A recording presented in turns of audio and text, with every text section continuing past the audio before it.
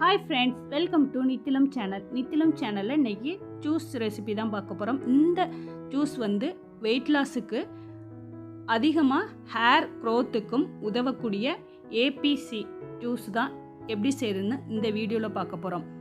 Apple, beetroot, carrot, lemon, நெல்லிக்காய், இஞ்சி இதெல்லாம் எடுத்து வச்சுருக்கேன்.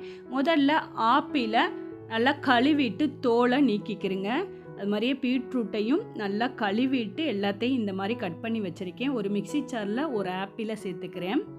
அடுத்து ஒரு மீடியம் சைஸு பீட்ரூட்டை தோலை நீக்கிட்டு கட் பண்ணி வச்சுருக்கேன், அதையும் சேர்த்துக்கலாம். கேரட் சேர்த்துருக்கேன்.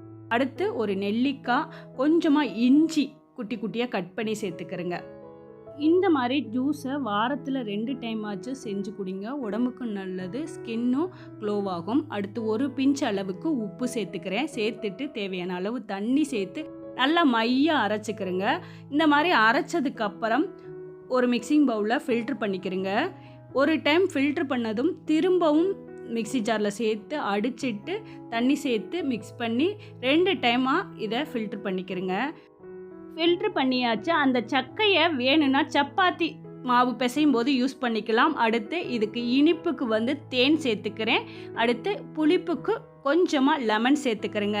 சேர்த்துட்டு நல்லா மிக்ஸ் பண்ணிவிட்டு சர்வ் பண்ணுங்க. இம்யூனிட்டி பவரை அதிகரிக்கக்கூடிய இந்த மாதிரி ஜூஸை அதிகமாக எடுத்துக்கிறேங்க. இந்த வெயிலுக்கு ட்ரை பண்ணிவிட்டு உங்களோட ஃபீட்பேக்கை நித்திலம் சேனலுக்கு மறக்காமல் கமெண்ட் பண்ணுங்கள். இந்த வீடியோக்கு லைக் கொடுங்க. தேங்க்யூ ஃபார் வாட்சிங்.